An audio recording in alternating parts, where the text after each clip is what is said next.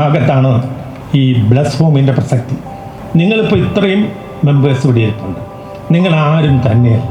അത് ശരിയല്ലേ ഞാൻ പറഞ്ഞത്?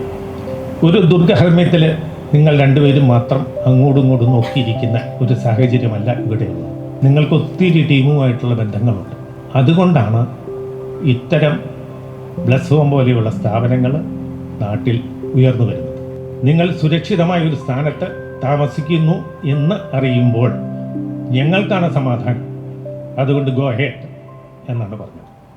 കുടുംബത്തിന് അതിൻ്റെ കെട്ടുറപ്പിന് ഈ രണ്ട് പേരും ഒന്നിച്ചാവശ്യമാണ്.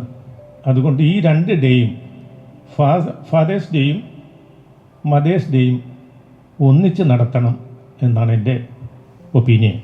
ഇനി കല്യാണപ്രായം എത്തുമ്പോൾ നമ്മളാരും ചൈൽഡിനെ കുറിച്ചോ ഫാദർഹുഡിനെ കുറിച്ച് ചിന്തിക്കാറ് പോലുമില്ല. അന്നത്തെ നമ്മുടെ പ്രയോറിറ്റി എന്താണ്? പെണ്ണെങ്ങനെയുണ്ട് അല്ലെങ്കിൽ ചെറുക്കൻ എങ്ങനെയുണ്ട്? ഈ ഒരു ചിന്തയെ നമുക്കില്ല. ഈ മക്കളെക്കുറിച്ചുള്ള ചിന്തയില്ല. അത് ഇൻ ബിറ്റ്വീൻ ആക്സിഡൻ്റലായിട്ട് നമുക്ക് വീണ് കിട്ടുന്ന ഒരു മഹാഭാഗ്യമാണ് ഈ മക്കൾ. ഈ മക്കൾ ഉണ്ടായിക്കഴിഞ്ഞാൽ നമ്മുടെ സ്റ്റൈൽ ഓഫ് ലൈഫ് കംപ്ലീറ്റ് മാറും. നിങ്ങളുടെ ഓരോരുത്തരുടെയും ജീവിതം ആലോചിച്ചാൽ മതി. ഓഫീസിൽ നിന്ന് സ്ഥിരം ലേറ്റായി വരുന്ന ഞാൻ കുട്ടി ഉണ്ടായിക്കഴിഞ്ഞ് കുറച്ച് കഴിഞ്ഞപ്പോൾ സ്ഥിരം നേരത്തെ എത്തും. ബൈക്കിൽ ഇറങ്ങി വരുന്ന കാണുമ്പോൾ ഈ കൊച്ചുമോള് മുട്ടുകുത്തി വന്ന് നോക്കി നിൽക്കും. ആ ചിരി കാണാൻ നമ്മൾ വളരെ നേരത്തെ വീട്ടിലെത്തും. അവൾ കുറച്ച് വലുതായി നേഴ്സറി പോയപ്പോൾ ഞാൻ വീണ്ടും പഴയ പോലെയായി. എന്നും ലേറ്റായിട്ട് വരിക, അതെൻ്റെ സ്ഥിരം പതിവുമായിരുന്നു.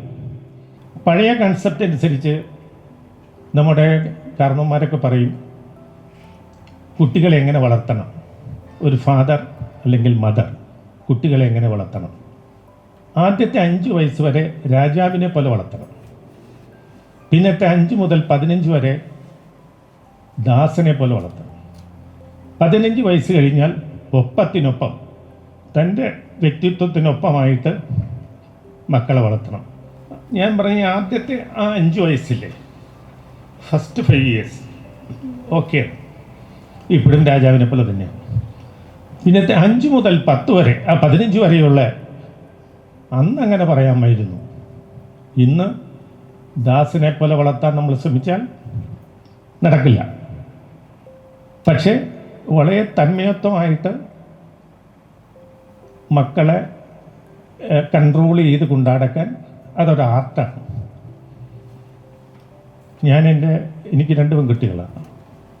ഞാൻ അവരോട് എപ്പോഴും പറയും, കുട്ടിയെ തല്ലിയാൽ അത് നിങ്ങളുടെ കഴിവുറാണ്. കാരണം തല്ലാതെ ഒപ്പിക്കാൻ നിങ്ങളെ കണ്ടാകുന്നില്ല. You are incapable of controlling your child with words. അല്ലെങ്കിൽ അവരെ ക്യാൻവാസ് ചെയ്യാൻ നിങ്ങൾക്ക് കഴിയുന്നില്ല. നിങ്ങൾ വരട്ടാൻ നോക്കുന്നു, കുട്ടി തിരിഞ്ഞു നിൽക്കുന്നു. ഇന്നത്തെ കുട്ടി പഴയകാലത്തെ കുട്ടിയല്ല. ഒത്തിരി മീഡിയാസ് അവർ കണ്ടുകൊണ്ടിരിക്കുകയാണ്. അവരുടെ കൾച്ചർ തന്നെ എൻറ്റയർലി ഡിഫറെൻറ്റ്. നമ്മളപ്പോൾ വളരെ ശ്രദ്ധയോടുകൂടി വേണം ഇനിയുള്ള കാലം കുട്ടികളെ കാത്തു സൂക്ഷിക്കാൻ. എന്നാൽ എബോവ് 15 ആയിക്കഴിഞ്ഞാൽ ഒരു പ്രശ്നങ്ങളുമില്ല എന്ന് പറഞ്ഞാൽ കുട്ടികളെ നമ്മൾ വഴിതിരിച്ചു വിടുന്ന ഒരു കാലമാണ് എബോവ് 15. ഫാദറിന് വലിയ റോൾ പ്ലേ ഉണ്ട്, ഈക്വലി റോൾ പ്ലേ മദറിനുമുണ്ട്.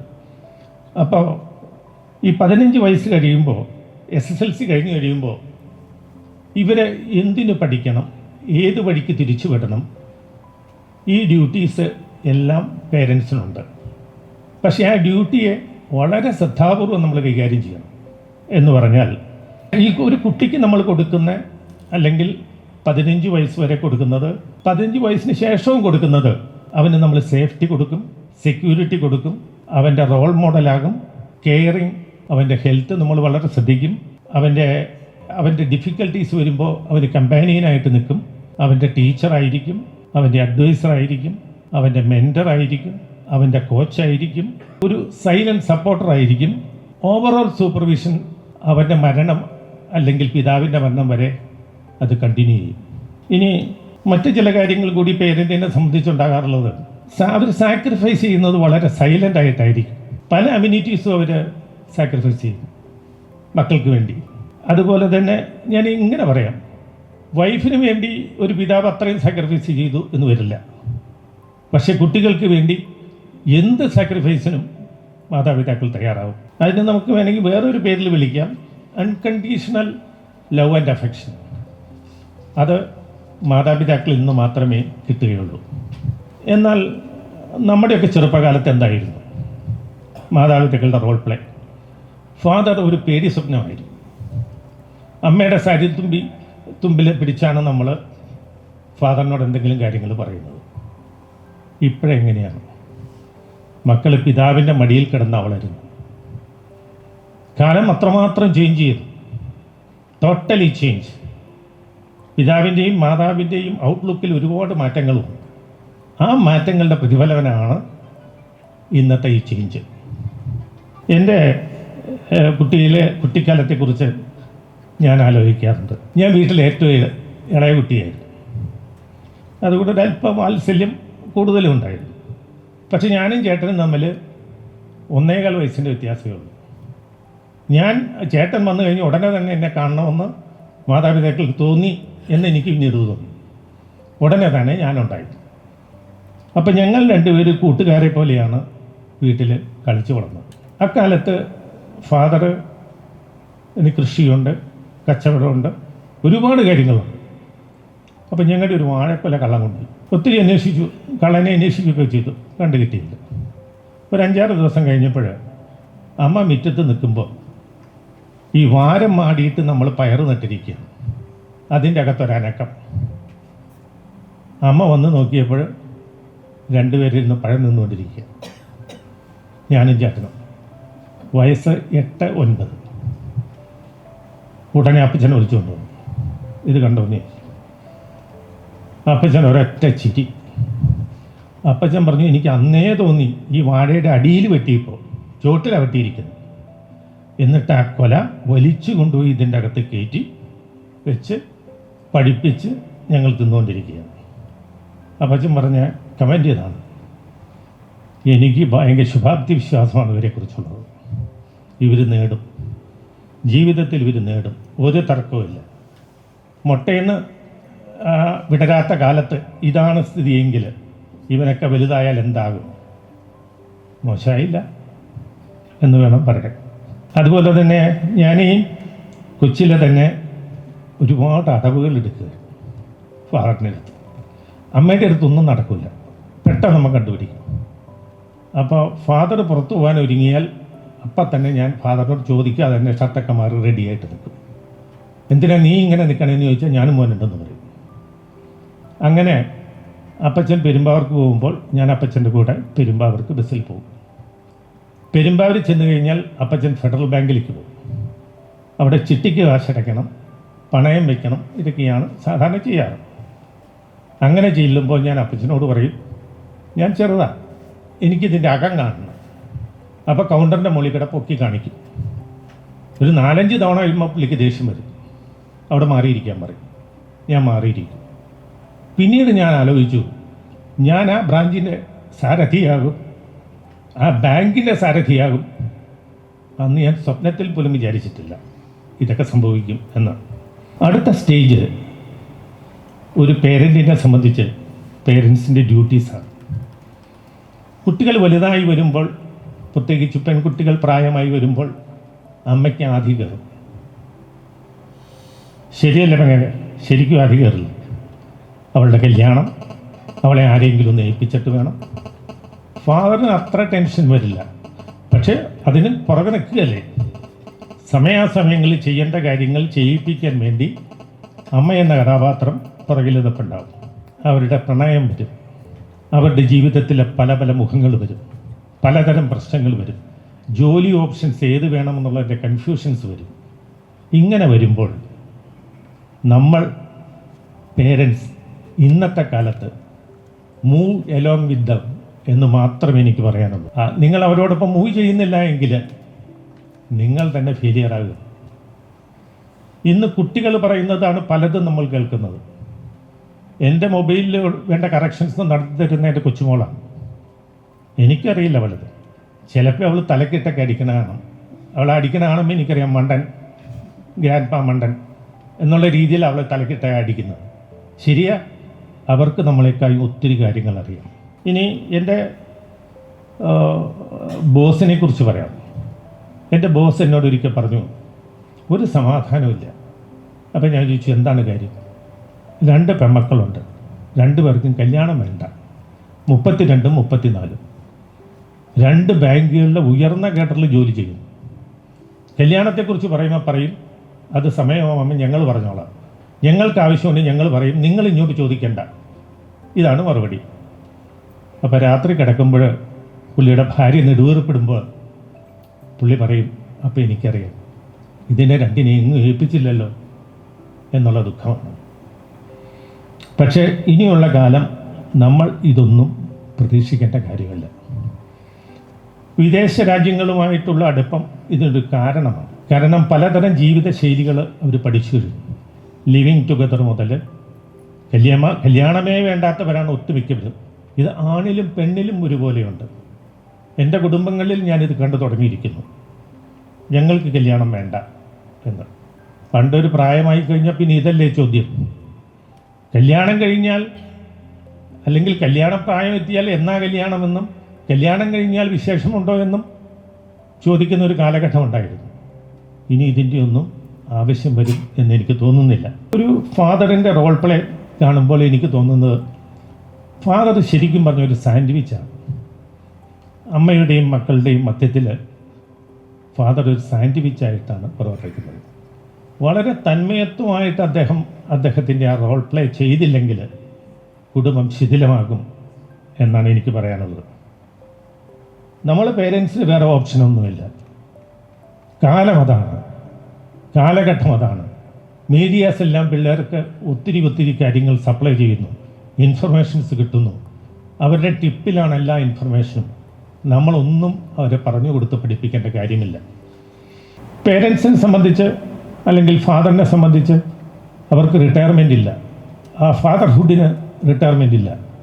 അതുമാത്രമല്ല, അതൊരു ലൈഫ് ലോങ് ഡ്യൂട്ടിയാണ് ഫാദറിനെയും മദറിനെ സംബന്ധിച്ച്. ഞാൻ ചോദിക്കട്ടെ, ചിലർ പറയും പെൺമക്കളെ കെട്ടിച്ചു വിട്ടാൽ ഒരു പണയപ്പാട് പോലെയാണ്, അതൊരു വറിയാണ്. കുട്ടിക്കൊരു തലവേദന വന്നാൽ, ഒരു പനി വന്നാൽ ഗ്രാൻഡ് പേരൻസിന് അത് തലവേദനയാണ്, പേരൻസിന് തലവേദനയാണ്.